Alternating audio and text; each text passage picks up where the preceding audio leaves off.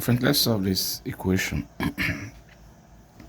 Now, usually what I do is to, okay, I can rewrite this as this is 2 to the power of x squared, okay, because it's the same thing as 2x. 2 times x is 2x, okay, minus 3 to the power of x plus 2 equals 0.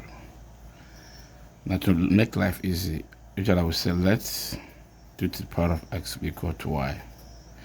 So whenever I see y, if I call this equation 1, if I call this equation 2, I use equation 2 in equation 1. So I'll have y squared minus 3y plus 2 equals 0. Now, there are 3 ways of solving this. You could graphical make it 4, but usually I use either completing the square method or factorization.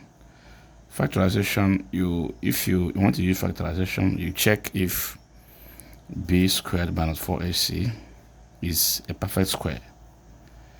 A perfect square is a number that will get when we multiply a number by itself. For instance, 2 times 2 is 4. 4 is the perfect square. 3 times 3 is 9. 9 is the perfect square. Let's check whether we can factorize this. Here, b is 3. A is the coefficient of the quadratic term y squared. B is the coefficient of the linear term y. And c is the constant. So b squared is negative 3 squared minus 4 times a. I want to know whether this we can factorize. 4 times a is 4 times 1 times c is 2. That will give us 9. Minus 4 times 1 is 4 times 2 is 8. That gives us 1. So 1 is the perfect square, of course, because 1 times 1 is 1. Therefore, this is we can factorize it. Let's use factorizations. Now, to factorize, you multiply the coefficient of the quadratic term and the constant. Then you keep dividing, looking for the factors that will give you, whose sum will give you negative 3. That is, I have 1 times 2. That will give me 2. As 2, let me keep dividing 2. I use minus 1 to divide 2. Minus 2 divided by minus 1 is minus 2.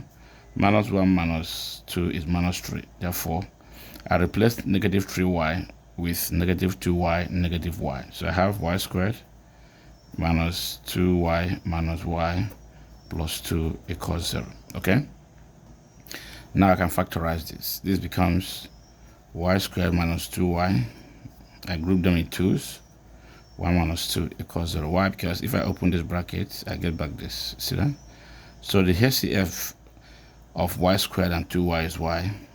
What will be left is y minus 2. The HCF of y and negative 2 is 1. Okay? Equals 0. So I will have y minus 2, y minus 1 equals 0. Therefore, y minus 2 equals 0, making y equals 2, and y minus 1 equals 0. That gives us y equals 1. Now recall that in equation 2, our y is 2 to the power of x. So we have 2 to the power of x equals 2. Okay? So 2 is something that's 2 to the power of 1. This will be 2 to the power of x equals 2 to the power of 1. That makes x equals 1. Again, when y equals 1, it means that 2 to the power of x equals 1, which is something as we talk about the zero index law. 2 to the power of 0. Any number is the power of 0 except 0. 0 to the power of 0, we don't know yet. It's not 1 anyway. But every other number, any integer, will give us that. So they have equal coefficient, equal base with equal their powers. X equals 0. Therefore, x equals 1 or 0.